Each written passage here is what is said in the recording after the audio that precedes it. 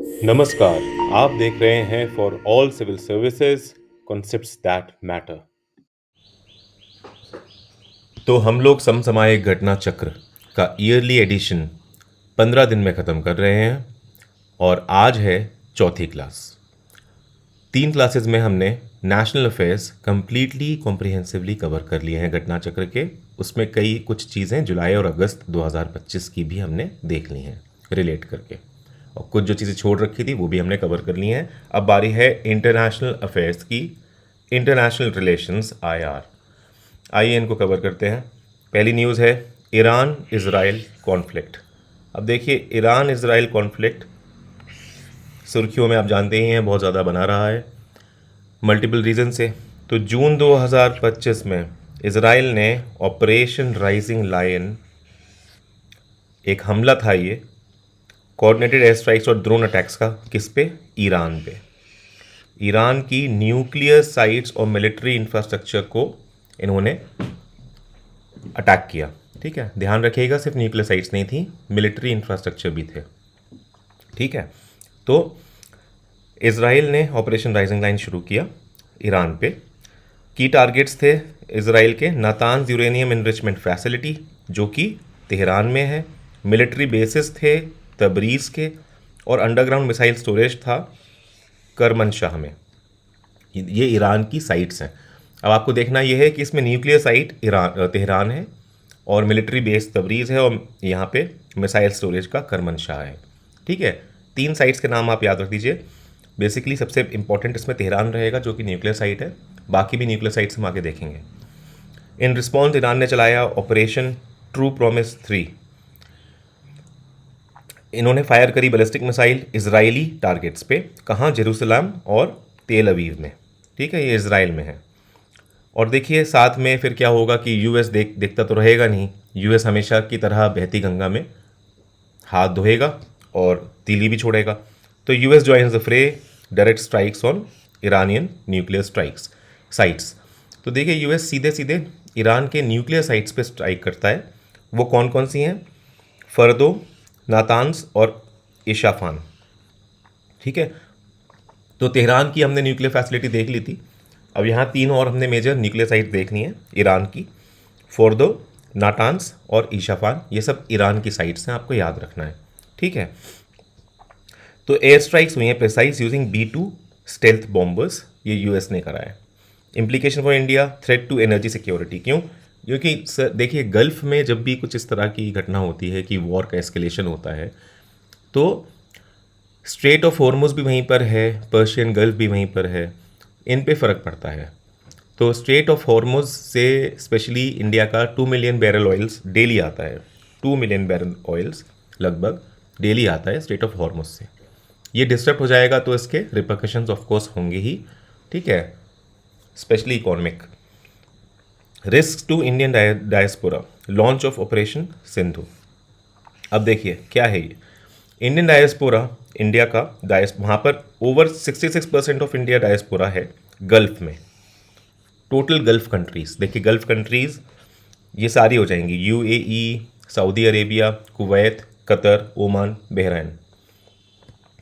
और उनकी सेफ्टी के लिए हमारी गवर्नमेंट ने ऑलरेडी एक ऑपरेशन लॉन्च कर दिया है, जिसका नाम है ऑपरेशन सिंधु। ठीक है, ये आप याद रखेंगे कैटेगरिकली।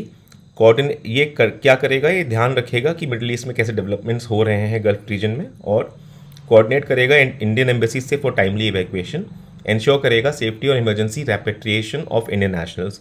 इसमें भारत का काफ़ी अच्छा ट्रैक रिकॉर्ड भी रहा है इवैक्यूएशंस ऑपरेशंस में। आपको याद होगा यूक्रेन के युद्ध में भी ऑपरेशन गंगा चलाया था इवैक्यूएट करने के लिए भारतीय स्टूडेंट्स और भारतीय मूल के लोगों को। ऑयल मार्केट टर्मोइल हो जाएगा, या हो ही गया था in fact. Strait of Hormuz choke point है for 20% of global oil trade, जो कि वल्नरेबल रहेगा ऐसे में। इंडिया के प्राइम मिनिस्टर की विजिट हुई कहाँ? सिप्रस में। ये हुई है जून 2025 में। ठीक है, सिप्रस के जो प्रेसिडेंट हैं उनका नाम है मिस्टर निकोस क्रिस्टोडूलिडिस। की हाइलाइट्स देखें तो PM मोदी को इन्होंने अवार्ड दिया grand cross of the order of Makarios 3, ठीक है, grand cross of the order of Makarios 3 जो वहाँ का हाईएस्ट सिविलियन ऑनर है। सिप्रस क्या है, वैसे जोग्राफिकली एशिया में है, लेकिन it is a member of European union, इसलिए हमेशा कन्फ्यूजन हो जाता है। आपको ये याद रखना है कि जोग्राफिकली सिप्रस एशिया में है, ये काफ़ी इंपॉर्टेंट पॉइंट लिखा है और सही लिखा है। देखिए इसका रीज़न भी एक बार मैं बता देता हूँ, वैसे तो नहीं पूछा जाएगा, बट यूरेशियन प्लेट से दूरी, यही इसका मेन रीज़न है कि यूरेशियन प्लेट का हिस्सा सिप्रस नहीं है, वहाँ से दूरी है। मेडिटेरियन सी में सिप्रस इस तरह से प्लेस्ड है कि वो एशिया के पार्ट में कंसिडर किया जाता है उसको। Cyprus is set to hold the rotating presidency of EU council in 2026, इसलिए इसका स्ट्रैटेजिक इंपॉर्टेंस भी है, रिलेवेंस भी है। यूएसए के वाइस प्रेसिडेंट की इंडिया विजिट हुई, जेडी वैंस, ये हुई अप्रैल 2025 में, ठीक है। इनके साथ यहाँ पे नेगोशिएट किया गया एक new and modern bilateral trade agreement, एक न्यू और मॉडर्न बायलेटरल ट्रेड अग्रीमेंट यहाँ डिस्कस किया गया, aimed at job creation and supply chain integration, ठीक है।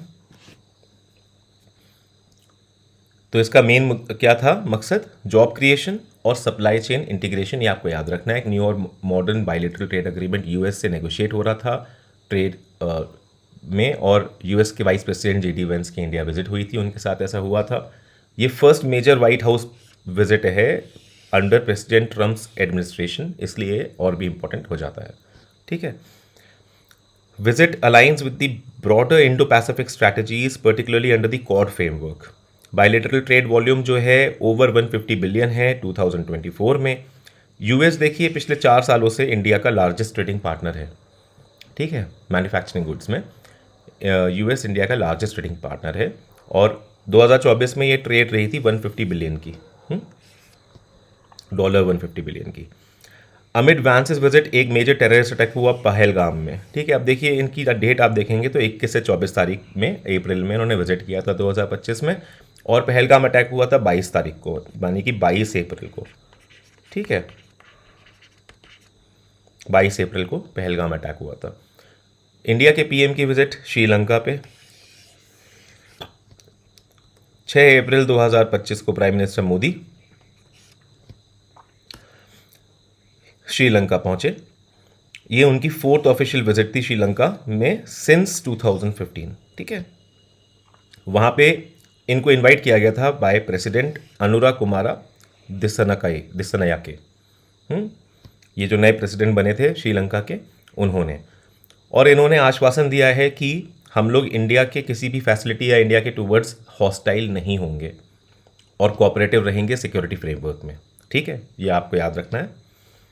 थीम क्या थी इनके विजिट पे यहाँ श्रीलंका में जो उनको इनवाइट किया था, friendship of centuries, commitment to prosperous future, ये इंपॉर्टेंट है। Friendship of centuries, commitment to prosperous future.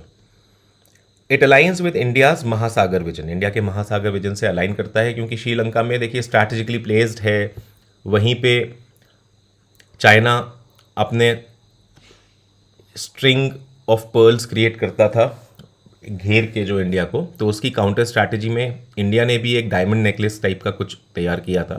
खैर उसको अब यहाँ नहीं डिस्कस करेंगे, उस पर वर्क ही कर रहा है इंडिया, लगातार 40 से ज़्यादा कंट्री से कॉन्वर्जेशन में है। बट महासागर विजन की में यहाँ पर इसलिए उसका इंपॉर्टेंस है क्योंकि वो स्ट्रैटेजिकली लोकेटेड है, ठीक है। वहाँ पर उसके आसपास श्रीलंका के कुछ चोक पॉइंट्स भी हैं इंडोनेशिया और श्रीलंका के बीच में,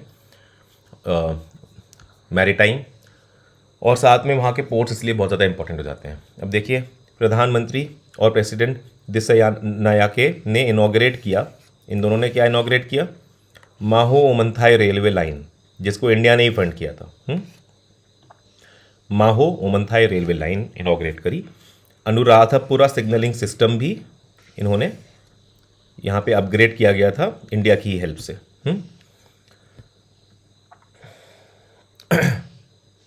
यहाँ पे ऐसा कुछ है नहीं, 11 फिशरमैन को छोड़ा गया प्रधानमंत्री मोदी की अपील पे, ये सब कुछ हुआ। श्रीलंकन प्रेसिडेंट की विजिट हुई थी देखिए दिसंबर 2024 में इंडिया में, इनकी फर्स्ट ओवरसीज ट्रिप थी reinforcing strategic economic and cultural ties इन्होंने अश्योर किया इंडिया को ऑफ रीजन सिक्योरिटी कॉपरेशन, जो मैंने बताया था आपको।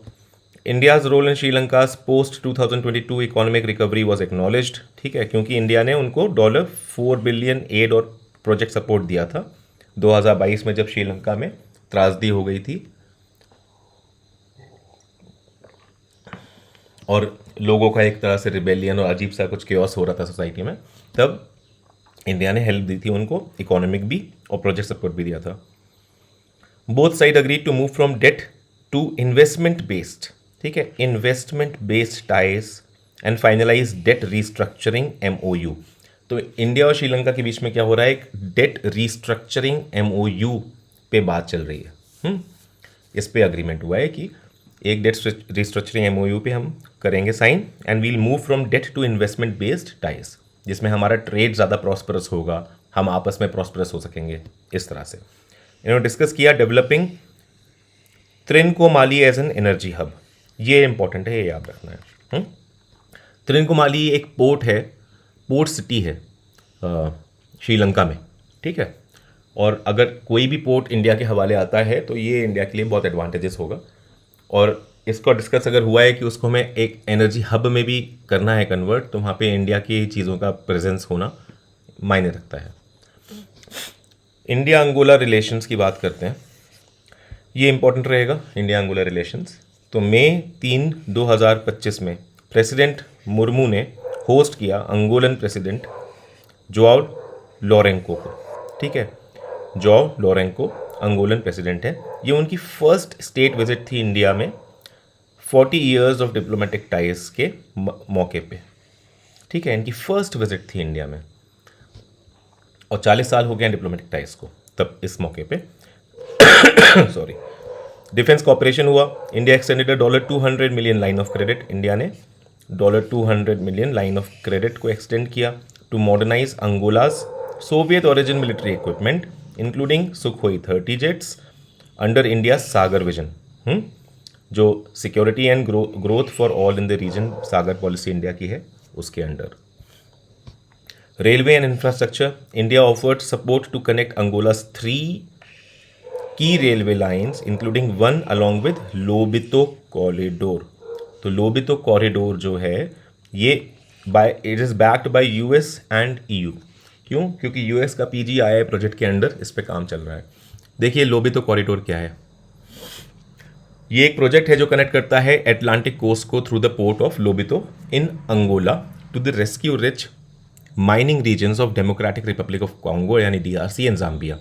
अब देखिए इसमें इंपॉर्टेंट क्या है, आपको इमेजिन करना पड़ेगा कि अफ्रीका का ईस्ट कोस्ट, वहाँ पर अंगोला है, अंगोला की जो लोकेशन है वो अफ्रीकन ईस्ट कोस्ट पर है, ठीक है, और वहाँ से ये पास है जाम्बिया और डेमोक्रेटिक रिपब्लिक ऑफ कॉन्गो से, ठीक है, ये लगा हुआ है। तो इसलिए अटलांटिक महासागर से क्रूशियल मिनरल्स का एक गेटवे बना दें अगर, क्योंकि डेमोक्रेटिक रिपब्लिक ऑफ कॉन्गो और जाम्बिया में ही क्रूशियल मिनरल्स हैं जो कि एनर्जी ट्रांजिशन और एनर्जी सिक्योरिटी के लिए सबके बहुत इंपॉर्टेंट है। उसको मिनरल हार्टलैंड ऑफ अफ्रीका कहा जाता है।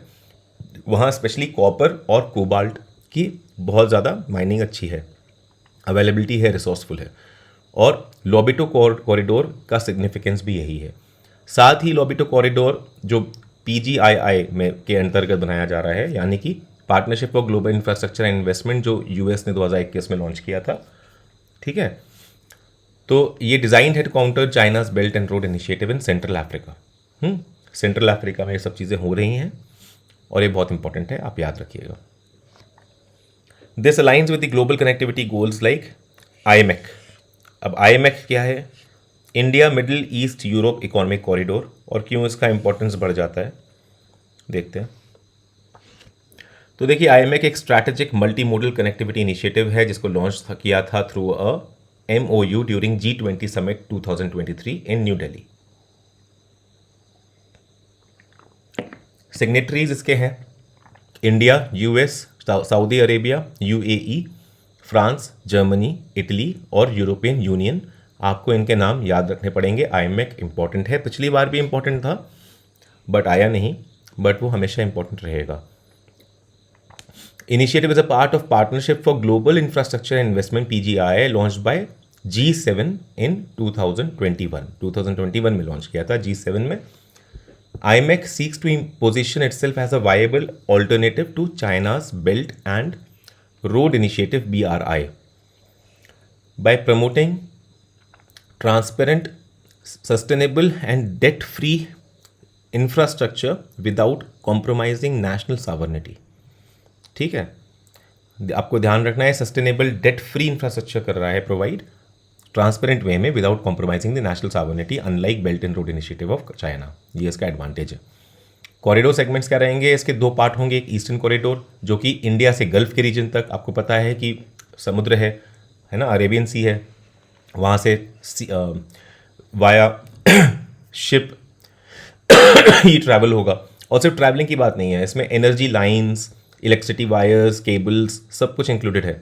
ठीक है, आईमेक के अंडर सिर्फ ट्रांसपोर्टेशन ही नहीं है, सब कुछ इंक्लूडेड है, डिजिटल नेटवर्क्स भी. तो पहला जो पार्ट है वो अब देखा, सॉरी तबीयत मेरी थोड़ी. तो पहला जो पार्ट है वो ईस्टर्न कॉरिडोर का, इंडिया टू गल्फ है. जो दूसरा पार्ट है वो नॉर्दर्न कॉरिडोर है जो कि गल्फ टू यूरोप है.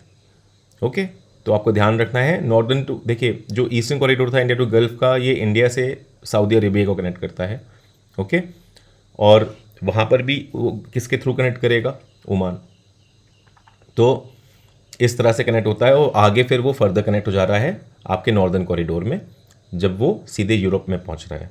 ठीक है, तो ये है आपका आईमेक. क्लाइमेट कोऑपरेशन अंगोला ने साइन किया इंटरनेशनल सोलर अलायंस फ्रेमवर्क और बन गया 123rd मेंबर. ये न्यूज़ सही नहीं है, बेसिकली 123rd सिग्नेटरी बना है ये. ठीक है, ये 123rd सिग्नेटरी बना है, आपको याद रखना है. मेंबर बनने के लिए उनको रैटिफाई करना पड़ेगा. मेंबर की भी न्यूज़ मैं आपको बता देता हूँ. देखिए 107th मेंबर बना है मोल्दोवा. ठीक है, इन्होंने रैटिफाई कर दिया है. तो 107वां 107th रिसेंटली बना है, ये अगस्त 2025 की न्यूज़ है. Moldova 107th member of ISA बना है, ये आपको याद रखना है. अप्रैल 2025 में इसके अलावा Republic of Mauritius and the inter governmental organisation International solar Alliance यानी ISA, इन्होंने साइन किया है कंट्री पार्टनरशिप फ्रेमवर्क. अब देखिए CPF आपको याद रखना पड़ेगा. क्यों, ये ISA की पहल है, इंटरनेशनल सोलर अलायंस हमारे इंडिया का जो है, इनकी पहल है CPF कंट्री पार्टनरशिप फ्रेमवर्क. ये क्या करेगा, it is to strengthen solar cooperation and accelerate the clean energy transition. अब देखिए आप कंफ्यूज मत होइएगा, मॉरिशस कोई मेंबर नहीं बन गया है ISA का, वो फाउंडिंग मेंबर ऑलरेडी है. वो ऑलरेडी एक फाउंडिंग मेंबर है ISA का. इट्स जस्ट दैट कि उन्होंने ISA का एक नया पहल है कंट्री पार्टनरशिप फ्रेमवर्क जिसको इन्होंने साइन किया है, और ये पहली अफ्रीकन कंट्री बनी है ऐसा करने वाला. ठीक है, पहली अफ्रीकन कंट्री है. इसके पहले 3 कंट्रीज़ ऑलरेडी ये साइन कर चुकी हैं, वो हैं बांग्लादेश, भूटान और क्यूबा. ठीक है, यहाँ लिखा भी हुआ है नीचे, बांग्लादेश, भूटान और क्यूबा पहले ही साइन कर चुकी हैं CPF. तो अप्रैल 2025 की न्यूज़ है, इसलिए इम्पॉर्टेंट है कि अफ्रीका की पहली कंट्री CPF साइन करने वाली ISA के साथ वो है रिपब्लिक ऑफ मॉरिशस. ओके, तो CPF किस लिए है हमने देख भी लिया, वो सोलर प्रोजेक्ट्स और इस तरह के उसके लिए है. कॉन्टिनेंटल सिग्निफिकेंस ये है, लोरेंको चेयर है अफ्रीकन यूनियन के, AU के चेयर है लोरेंको, मतलब प्रेसिडेंट जो लोरेंको हैं अंगोला के, तो वो चेयर कर रहे हैं अफ्रीकन यूनियन को. एनर्जी पार्टनरशिप, अंगोला इंडिया का सेकेंड लार्जेस्ट अफ्रीकन सोर्स है for crude oil and LNG. ठीक है, liquefied natural gas LNG. India Italy bilateral meet की बात करते हैं तो मिस्टर एंटोनियो तजानी जो कि डिप्यूटी प्राइम मिनिस्टर हैं और foreign minister affairs and international cooperation of Italy, he visited India. ठीक है, अप्रैल 2025 में ही 11 से 12. ओके, तो देखिए डेलीगेशन लेवल टॉक्स हुए with India's external affairs minister doctor S Jaishankar. ठीक है, इन्होंने रिव्यू करा progress under joint strategic action plan JSAP 2025-2029. ठीक है, ये आप याद रखें categorically. Joint strategic action plan JSAP 2025-2029 किसके साथ बात चल रही है? इंडिया और इटली के साथ, ठीक है। रिटेरेटेड कमिटमेंट टू IMEC, ये IMEC लिखा है, बेसिकली IMEC है ये, IMEC कमिटमेंट टू IMEC यहाँ पे रिटेरेट किया इटली ने अपना। इटली भी वहाँ पे मेंबर है, आपने देख लिया था। Italy has appointed a special envoy for IMEC welcomed by India. First ever, देखिए एक स्पेशल एनवॉय भी इन्होंने अपॉइंट कर दिया है। First ever India Italy business science tech forum, ये भी हुआ था, ठीक है। फर्स्ट एवर हुआ है ये forum, business science tech forum India Italy का, ठीक है। इसको को चेयर किया है EAM CIM DPM Tajani and minister Bernini ने भी, ठीक है। तजानी जो आए थे इन्होंने भी, और मिनिस्टर डिप्यूटी प्राइम मिनिस्टर तजानी जो आए थे, और मिनिस्टर बर्नीनी भी यहाँ पे आई थी। बेसिकली ये वहाँ की यूनिवर्सिटी की एंड रिसर्च की मिनिस्टर है, ठीक है, minister of university and research है। इंडिया इटली स्ट्रैटेजिक प्लान 2025-2029, ठीक है। 58th annual meeting of Asian development bank हुई थी मिलान में। ये आपको याद रखना पड़ेगा कि 58th annual meeting Asian development bank की कहाँ हुई थी? मिलान में। वो इसलिए याद रखना पड़ेगा क्योंकि यहाँ पे फाइनेंस मिनिस्टर निर्मला सीतारमन ने इसको अटेंड किया था और यहाँ डिस्कस किया हुआ था जॉइंट स्ट्रैटेजिक एक्शन प्लान 2025-2029, ठीक है। ये JSAP जो इटली के साथ हो रहा है, ये भी यहाँ पे डिस्कस हुआ था। प्रधानमंत्री मोदी और वेट ज़्यादा ऊपर निकल गए। इंडिया न्यूजीलैंड बायलैटरल मीट पे आप आते हैं। प्राइम मिनिस्टर ऑफ न्यूजीलैंड, देखिए न्यूजीलैंड बहुत ज़्यादा इंपॉर्टेंट रहेगा। इसके दो रीजंस हैं, एक जो यहाँ पे दिया हुआ है और एक जो यहाँ पे नहीं दिया हुआ है, हम वो दोनों देख लेंगे। तो न्यूजीलैंड के क्रिस्टोफर लुक्सॉन, ये यहाँ के प्राइम मिनिस्टर हैं, आपको याद रखना है, प्रेसिडेंट नहीं है, प्राइम मिनिस्टर हैं क्रिस्टोफर लुक्सॉन। ये इंडिया विजिट इनका हुआ था मार्च में, ठीक है, 2025 में। और इन्होंने अनाउंस यहाँ पे किया resumption of negotiations for a free trade agreement. एक फ्री ट्रेड अग्रीमेंट के लिए नेगोशिएशंस अब रिज्यूम हो जाएंगे, ठीक है, जो कि बीच में डेड हो गए थे। 2011 में न्यूजीलैंड लॉन्च किया था न्यूजीलैंड ने opening doors to India policy, ठीक है, 2011 में लॉन्च किया था। इंडिया को एक प्रायोरिटी पार्टनर की तरह स्टैब्लिश करता है ये। As a part of this initiative New Zealand incorporated India strategy, इसको भी अनवील किया गया था, ठीक है। In 2020 strategic road map titled India New Zealand 2025, ये स्ट्रैटेजिक रोड मैप है। इन्वेस्टिंग इन द रिलेशनशिप, ये भी रिलीज हुआ था to build a long term and sustainable partnership. अगस्त 2024 में इंडिया और न्यूजीलैंड ने साइन किया था customs cooperative arrangement, okay. During president of India's visit to Wellington in August 2024 New Zealand ratified international solar alliance का मेंबरशिप, न्यूजीलैंड ने ratify कर दी थी अगस्त 2024 में ही। तो इंडिया और न्यूजीलैंड ने शुरू करा है नेगोशिएशंस ऑन सीका इन 2010, ठीक है, नेगोशिएशंस की बात हो रही है ये। तो न्यूजीलैंड के साथ इंडिया क्या कर रहा है? Caeca, comprehensive economic cooperation agreement, ठीक है। अब देखिए, अब दूसरी बात की क्यों इंपॉर्टेंट है न्यूजीलैंड, वो हम यहाँ पर देखते हैं। बेसिकली रायसीना डायलॉग हो रहा था, इसका 10th एडिशन न्यू दिल्ली में 2025 में न्यू दिल्ली में रायसीना डायलॉग हो रहा था मार्च में, जहाँ पे न्यूजीलैंड के prime minister Christopher Luxon chief guest थे। तो अब आपको इनकी विजिट के साथ इसको कंबाइन करके याद रखना है, आपको ईजी भी हो जाएगा, ठीक है। क्रिस्टोफर लक्सन यहाँ पे क्या थे? चीफ गेस्ट थे। थीम जो थी रायसीना डायलॉग की वो था Kalachakra, people, peace and planet. Raisina dialogue आपको पता है, it is named after Raisina hills in New Delhi. ये एनुअली ऑर्गेनाइज होता है by ministry of external affairs in collaboration with observer research foundation ORF। India US relation के रीसेंट डेवलपमेंट्स देख लेते हैं, ये भी हमेशा से बहुत इंपॉर्टेंट ही है ऑफ कोर्स। तो आपको पता है प्रेसिडेंट ट्रंप ने अनाउंस किया है रेसिप्रोकल टैरिफ्स इफेक्टिव अप्रैल 2025, लेकिन ये इफेक्टिव हो नहीं पाए थे, उस समय नहीं किए गए थे, ठीक है। आगे बढ़ते हैं, देखते हैं। On countries imposing high duties of on US goods targeting India, China, EU, Brazil, Mexico and Canada. इनको टारगेटिंग ये थे और जनरल लिस्ट निकाली थी, काफ़ी हंगामा हो हल्ला हुआ था।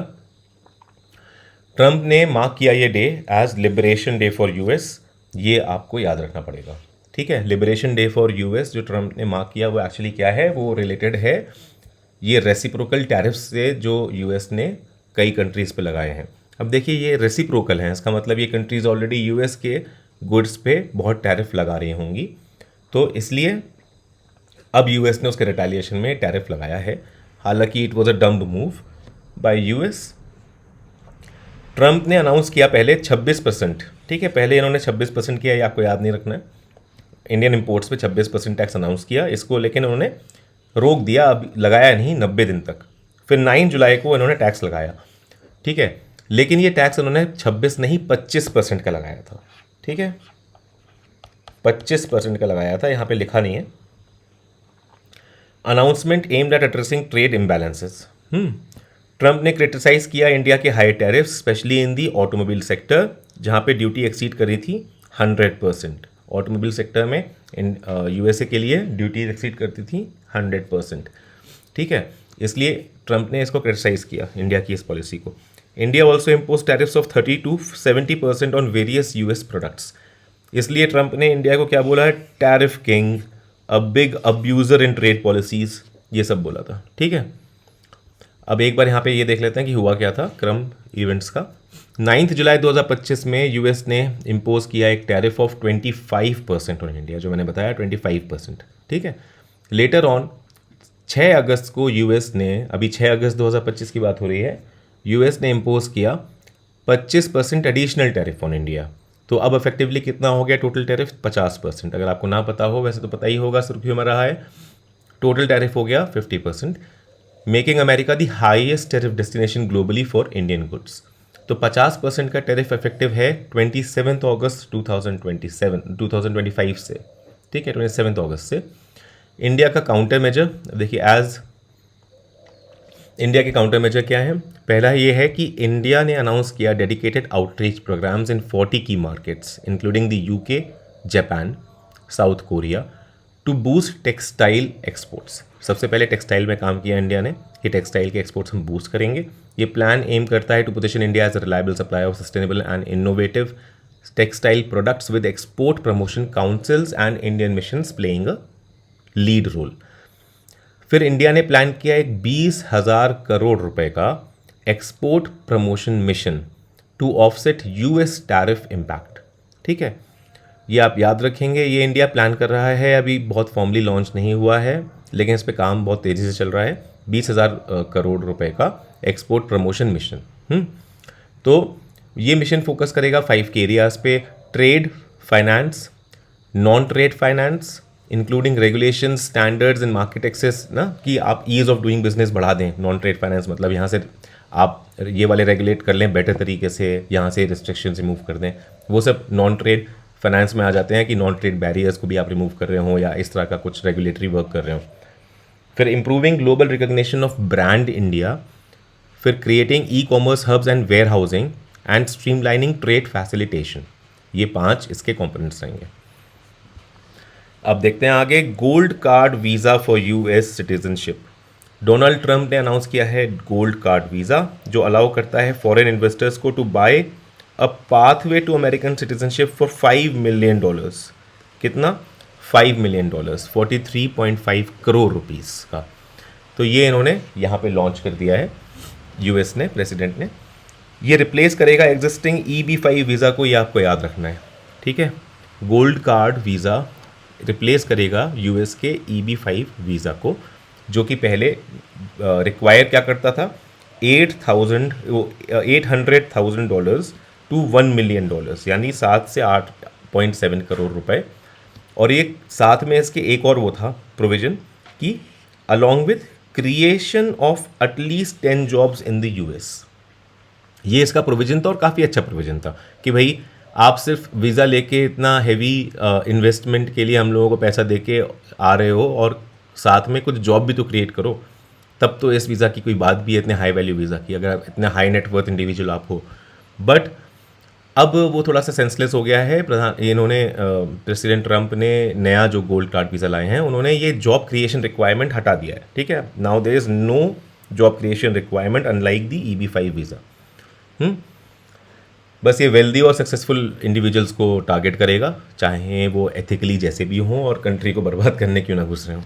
खैर, PM मोदीज USA विजिट 13 फरवरी 2025 visit termed the mega partnership, यानी make India great again and make America great again. तो ग्रेट हो तो गया, अभी मेगा बम्बू दे दिया गया है।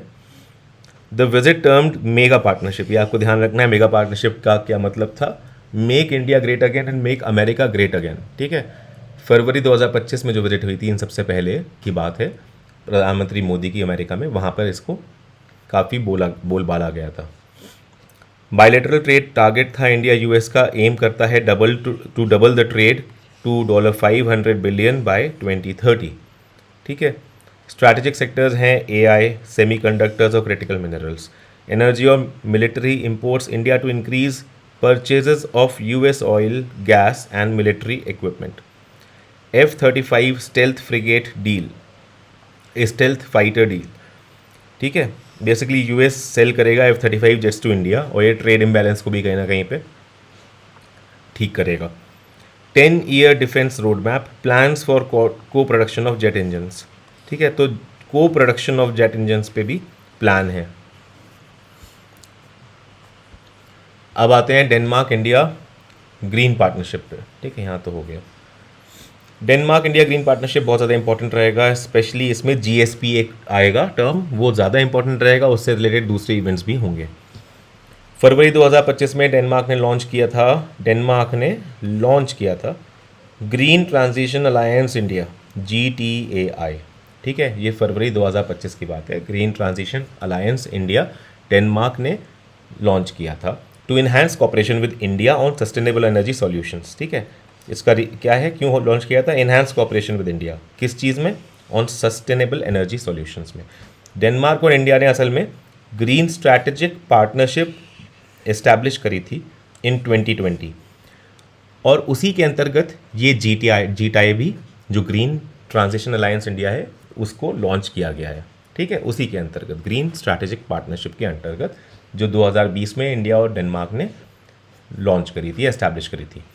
कोलैबोरेट, ये GSP है to collaborate on climate action, renewable energy and sustainable development. ठीक है, at world government summit 2025 Denmark ने अनाउंस किया था ये GTAI as a key step to expand the green strategic partnership and fast track green initiatives between the two countries. ठीक है, ये initiative aim करता है to accelerate carbon neutrality efforts in both nation. अब आपको याद रखना है कि इसका एम क्या है या ऑब्जेक्टिव क्या है। ठीक है, इसका ऑब्जेक्टिव है कार्बन न्यूट्रलिटी। ठीक है, ये आप याद रखेंगे, बोथ नेशंस में कार्बन न्यूट्रलिटी इसका ऑब्जेक्टिव है। ठीक है, और ये लॉन्च कहाँ हुआ था, वर्ल्ड गवर्नमेंट समिट 2025 में इसको अनाउंस किया था। तो वर्ल्ड गवर्नमेंट समिट 2025 हुई थी दुबई में, फरवरी 11 से 13 2025 में। ये थीम थी इसकी शेपिंग फ्यूचर गवर्नमेंट्स, और ये इसका 12वां एडिशन था। ठीक है, ये भी आप देख लेंगे बस। इंडिया भूटान रिलेशंस, फरवरी 4 2025 में भूटान किंग जिग्मे खेसर नामग्येल वांगचुक इंडिया की विजिट हुई इनकी। इन्होंने अटेंड किया महाकुंभ मेला। ठीक है, की आउटकम्स हैं, India continued support for Bhutan's 13th 5-year plan. ठीक है, एंड इकोनॉमिक स्टिमुलस प्रोग्राम और assistance for Bhutan's mindfulness city project. India हमेशा भूटान को लगातार सपोर्ट करता ही है, तो ये सारे प्रोजेक्ट्स में भी इंडिया सपोर्ट करेगा। फिर 1020 मेगावाट का पुनात सांगछू 2 हाइड्रो पावर प्रोजेक्ट, ये भूटान और इंडिया का है, बेसिकली भूटान का प्रोजेक्ट है, इसमें इंडिया की हेल्प से बन रहा है। ठीक है, इसको बनाएंगे, ये वाली बात भी हुई है। ठीक है, और जो इसका पार्ट 1 है पुनत सांगछू 1, उसको फास्ट ट्रैक करेंगे, ये बात हुई है। ठीक है, तो ये 1020 मेगावाट का भूटान में है। Cross border connectivity was also enhance through inauguration of integrated check post, ये बहुत इंपॉर्टेंट है। ICP कहाँ पर बना है, दरंगा आसाम। ठीक है, दरंगा आसाम में ICP बना है दरंगा आसाम में। ठीक है, ये आप याद रखेंगे, बहुत ज़्यादा इंपॉर्टेंट है। दरंगा आसाम में आईसीपी इंटीग्रेटेड चेक पोस्ट बनाया है, यहाँ से भी ट्रेड का कुछ फैसिलिटेशन हो सकता है भूटान के साथ, इसकी बात है। और बल्कि इस तरह से आईसीपीज बनाकर ही इंडिया में ट्रेड को आगे बढ़ावा देना भूटान के साथ, ये प्लान है। Assam can boost India Bhutan trade by expanding ICPs, developing rail links. Rail links कैसे डेवलप करेंगे? Expanding ICPs, developing rail links जैसे Kokrajhar, Gelephu, Banarhat, Samtse, and promoting local exports like Joha rice and bhut jolokia chilli, jolokia chilli. India Kuwait strategic partnership. देखिए, एक historic milestone establish हुआ है during prime minister Narendra Modi's first official visit to Kuwait in दिसंबर 2024। एक historic milestone है। Kuwait visit हुई थी प्रधानमंत्री की पहली। Visit witness the elevation of India Kuwait relations to strategic partnership. तो इसका एलिवेशन हुआ है इनके रिलेशन का स्ट्रैटेजिक पार्टनरशिप पे। PM Modi was conferred Kuwait's highest, PM Modi Kuwait highest order of Mubarak Al Kabeer. ये कुवैत में मिला है उनको, ठीक है, कुवैत में मिला है। प्रधानमंत्री Modi agreed to establish new joint working groups in field such as trade, technology, education and defence. प्रधानमंत्री Modi visit was the first by an Indian prime minister in 43 minutes. ये पहली विजिट थी किसी भी इंडियन प्राइम मिनिस्टर की आफ्टर, मतलब in 43 years. Last visit Indira Gandhi की थी in 1981। Okay. Kuwait is India 6th largest crude oil supplier. India and France collaboration on world's largest museum हो रहा है, ठीक है। इंडिया और फ्रांस का ऑफकोर्स फ्रांस के साथ ही कोलैबोरेट करेगा अगर वर्ल्ड्स लार्जेस्ट म्यूजियम की बात हो रही है बनाने की, क्योंकि म्यूजियम में फ्रांस का काफ़ी स्पेशलिटी है और एक्सपीरियंस है। India in collaboration with France museums development, FMD। India collaboration में है फ्रांस म्यूजियम्स डेवलपमेंट में। ये क्या डेवलप कर रहा है? Yug Yugeen Bharat national museum New Delhi में कर रहा है, ठीक है। ये आप याद रखेंगे, बहुत ज़्यादा इंपॉर्टेंट है। Yug Yugeen Bharat national museum New Delhi में। वर्ल्ड्स लार्जेस्ट कल्चरल इंस्टीट्यूशन की तरह ये बनेगा, याद रखना, कल्चरल इंस्टीट्यूशन बनेगा ये वर्ल्ड का लार्जेस्ट। 1,55,000 स्क्वायर मीटर क्या इसका एरिया रहेगा। North south blocks of central vista cover करेगा, सेंट्रल विस्ता का north south blocks in Delhi. Announce by PM Modi at international museums expo 2023 का मई में। MOU साइन हुआ है दिसंबर 2024 में, MOU साइन हुआ है। इंडिया नेपाल बांग्लादेश का हिस्टोरिक अग्रीमेंट, ये ट्राइलेटरल अग्रीमेंट एक हुआ है इंडिया नेपाल और बांग्लादेश का, इसमें नेपाल जी भी शामिल हैं।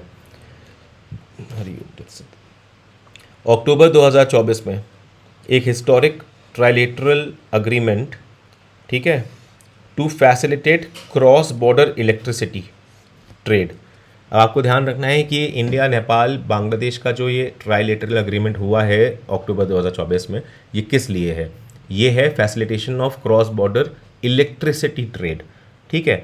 इसमें इंडिया का क्या रोल है, सब कुछ अभी देखते हैं। बेसिकली हुआ क्या है कि बांग्लादेश को चाहिए इलेक्ट्रिसिटी, और बजाय इसके कि वो डायरेक्टली इंडिया से बार बार ले, नेपाल ट्रांसपोर्ट करेगा इलेक्ट्रिसिटी बांग्लादेश में, लेकिन कोई डायरेक्ट लाइन नहीं है नेपाल से बांग्लादेश।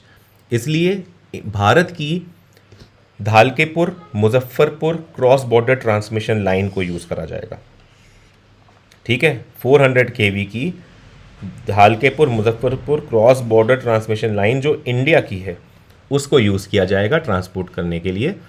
नेपाल इसका पैसा इंडिया को देगा और इंडिया इसका पैसा बांग्लादेश को देगा। इसमें प्रॉफिट होगा नेपाल को बहुत अच्छा, ठीक है। $9.2 बिलियन का इसका नेपाल को प्रॉफिट होगा। और अब ये इन्होंने, लेकिन साथ ही इसमें अच्छी बात यह है कि नेपाल, बांग्लादेश और इंडिया ने have agreed to develop Sunkoshi 3 hydro power project collaboratively. तो इनका अब तीनों का कोलैबोरेशन में Sunkoshi 3 hydro power project develop करने का अग्रीमेंट हो गया है। और parties have decided to conduct technical and financial feasibility studies for a new transmission line to facilitate direct energy trade between India, Nepal and Bangladesh, ठीक है। एक डायरेक्ट इलेक्ट्रिसिटी की ट्रांसमिशन लाइन इस्टेब्लिश करने का नेपाल से बांग्लादेश, एक ये भी प्लान है। तो ये सारी अच्छी बातें हैं कि कुछ कंस्ट्रक्शन का ग्रीन एरिया में भी कुछ प्लान है। अब president's visit to Algeria, Mauritania and Malawi, ये अफ्रीकन कंट्रीज़ हैं, इसमें कुछ भी ऐसा इंपॉर्टेंट नहीं हुआ, ठीक है। अल्जीरिया, मॉरिशियाना और मलावी में अक्टूबर 2024 में प्रेसिडेंट द्रौपदी मुर्मू की विजिट हुई है। ये फर्स्ट इंडियन प्रेसिडेंट बनी है to visit Algeria, Mauritania and Malawi, ठीक है। ये सारी काफ़ी अच्छी कंट्रीज़ हैं, Algeria, Mauritania, Malawi, African countries हैं नॉर्थ अफ्रीका में। तो बस इतना ही है इसमें, बाकी यहाँ पर ऐसा कुछ भी नहीं है। स्पेनिश प्राइम मिनिस्टर की विजिट हुई है इंडिया में, ये इंपॉर्टेंट है, ठीक है।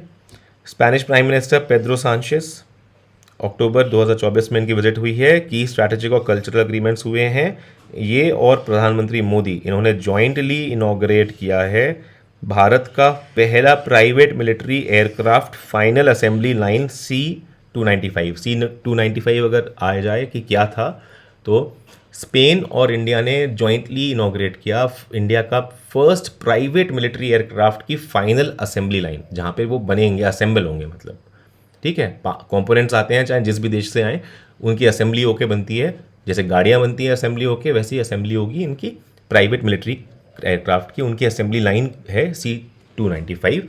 कहाँ पर है? वडोदरा, गुजरात में है।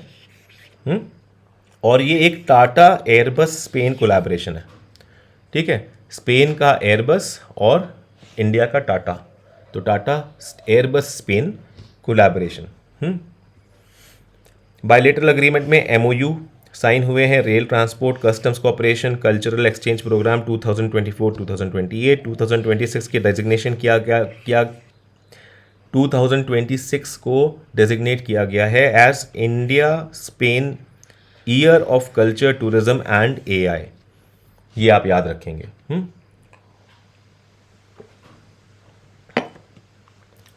India Spain year of culture, tourism and AI। Spain to open a consulate in Bengaluru, ठीक है। स्पेन एक कंसुलेट खोल रहा है बेंगलुरु में, और इंडिया ऑपरेशनलाइज कर रहा है बार्सिलोना कंसुलेट अपनी। India and UAE sign a landmark civil nuclear defence, civil nuclear energy agreement, India और UAE। अब ये बहुत ज़्यादा इंपॉर्टेंट है, ठीक है। सिविल न्यूक्लियर एनर्जी एग्रीमेंट की जब भी बात आएगी तो ये इंपॉर्टेंट हो जाएगा, चाहे वो ऑस्ट्रेलिया के साथ हो या फिर UAE के साथ हो। तो सितंबर 2024 historic memorandum of understanding sign हुआ है फॉर सिविल न्यूक्लियर कोऑपरेशन। ये साइन है during Sheikh Khalid bin Mohamed bin Zayed Al Nahyan's visit to New Delhi, ठीक है। UAE के शेख हैं ये। डील इन्वॉल्विंग न्यूक्लियर, अब किस किस के बीच में हुई है देखिए, nuclear power corporation of India limited यानी NPCIL and Emirates nuclear energy company ENEC led Barakah nuclear power plant operations and maintenance. Barakah nuclear power plant operations and maintenance के बीच, जिसको कौन लीड करता है? Emirates nuclear energy company ENEC, ठीक है। Barakah nuclear power plant operations and maintenance. तो Barakah nuclear power plant कहाँ पर है? UAE। UAE इंडिया का थर्ड लार्जेस्ट ट्रेडिंग पार्टनर है, ठीक है।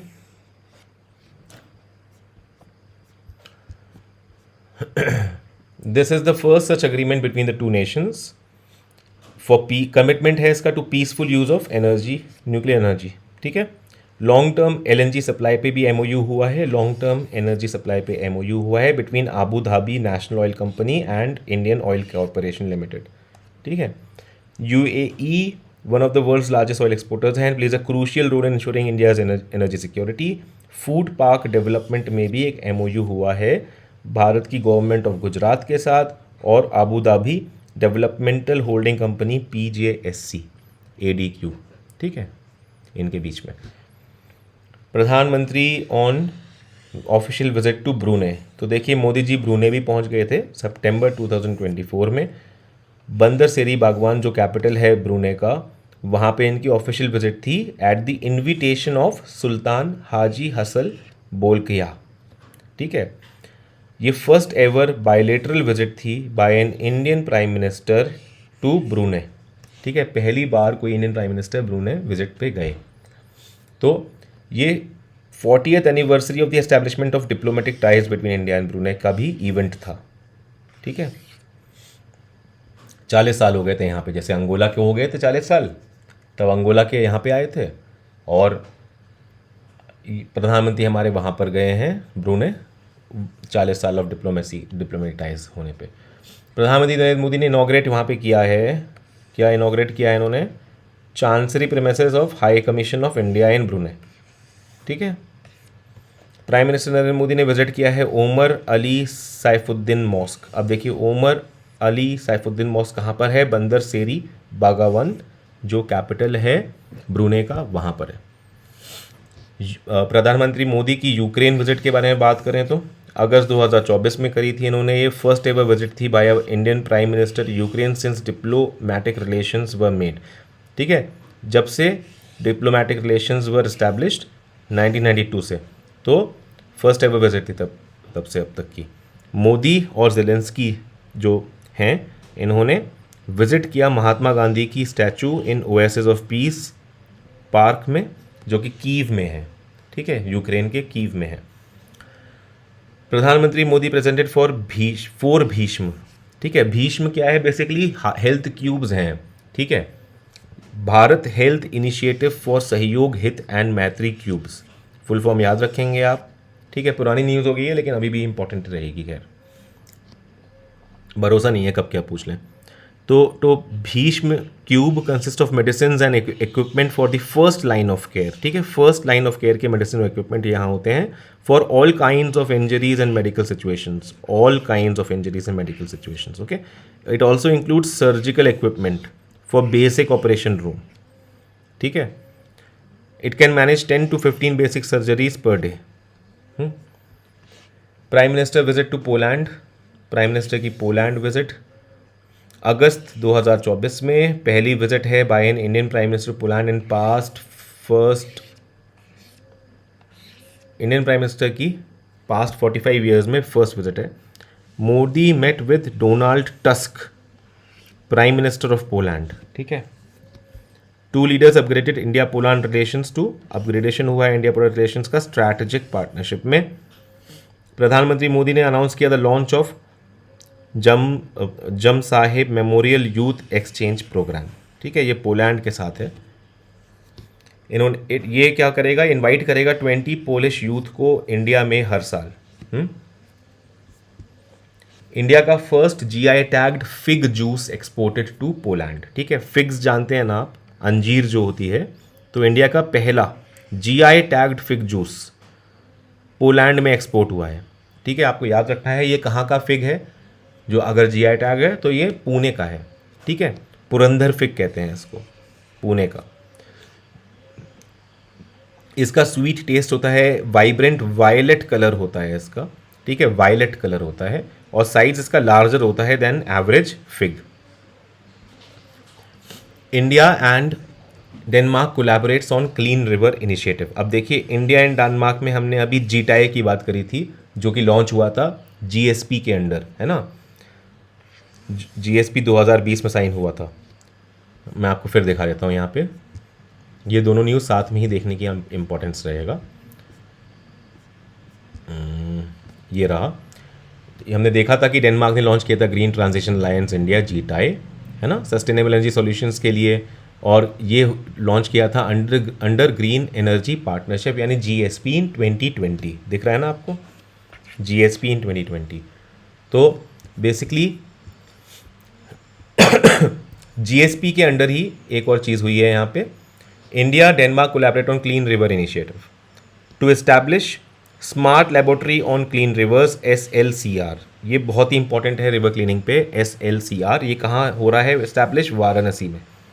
Smart laboratory on clean river Denmark establish कर रहा है। कौन स्टैब्लिश कर रहा है, डेनमार्क, और वाराणसी में स्टैब्लिश कर रहा है। To bring excellence in small river regeneration and management. ठीक है, इसलिए बहुत इंपॉर्टेंट हो जाता है। ये किसका हिस्सा है, ये लॉन्च हुआ है under green strategic partnership, GSP, जो इंडिया और डेनमार्क ने 2020 में लॉन्च किया था। And Denmark has fostered significant collaboration leading to establishment of the smart laboratory on clean river, SLCR, in Varanasi. ठीक है, government of India, department of water resources, river development and Ganga rejuvenation, फिर IIT BHU and government of Denmark, ये सब collaborate करेंगे। ठीक है, in small river rejuvenation management. SLCR का aim क्या है? To rejuvenate the river Varuna, river Varuna को रिजुविनेट करना यूजिंग सस्टेनेबल अप्रोचेस, ये इसका एम है, ठीक है, इस लेबोरेटरी का एम है। ये इनिशिएटिव फीचर करता है hybrid lab model at IIT। तो कहाँ पर बन रहा है hybrid lab model? At IIT BHU, ठीक है। To test and scale solutions in real world settings on river Varuna, as an on field lab है at river Varuna. The Indo Danish joint steering committee JSC, highest forum for SLCR, ठीक है। जो JSC है, Indo Danish joint steering committee, ये highest forum है for SLCR, which provide strategic guidance and reviews progress. Multi stakeholder working group MSWG, chaired by district magistrate and co-chaired by NMCG and IIT BHU, will coordinate efforts among state and central agencies. SLCR Secretariat will receive initial funding of 16.8 crore from Ministry of Jal Shakti and additional 5 crore INR from Denmark. GST chaired by jointly by Director General NMCG, ठीक है, national mission on cleaning Ganga, ये jointly chair होगा director general of national mission for cleaning Ganga से। देखिए jointly chair होगा national director general of national mission for cleaning Ganga से। 2 से 3 साल का प्रोजेक्ट है ये, ठीक है। बांग्लादेश क्राइसिस की बात करते हैं। 2024 में शेख हसीना जी को रिमूव कर दिया था एज बांग्लादेश के प्रधानमंत्री ऑन 5 अगस्त 2024, जब मास प्रोटेस्ट हुए थे।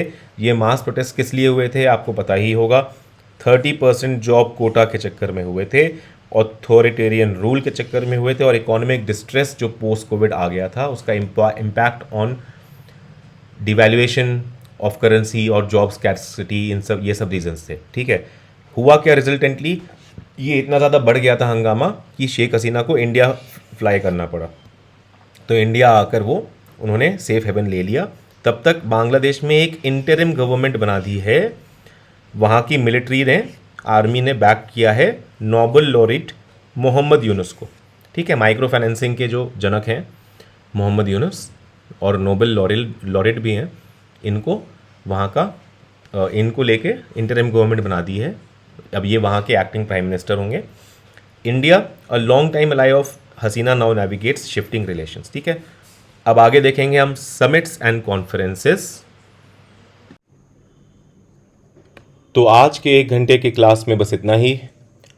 कल हम लोग देखेंगे समिट्स, कॉन्फ्रेंसेस एंड ऑर्गेनाइजेशंस, इसको हम कंप्लीट करेंगे डिटेल में। और परसों हम इंटरनेशनल रिलेशंस का ये पूरा का पूरा पोर्शन ख़त्म कर देंगे विद रिपोर्ट्स एंड इंडिसेस और मिसलेनियस, जितना भी कुछ होता है परसों तक सब खत्म हो जाएगा international relations. So stay tuned, मिलते हैं हम लोग कल शाम को 8 बजे दोबारा। Thank you.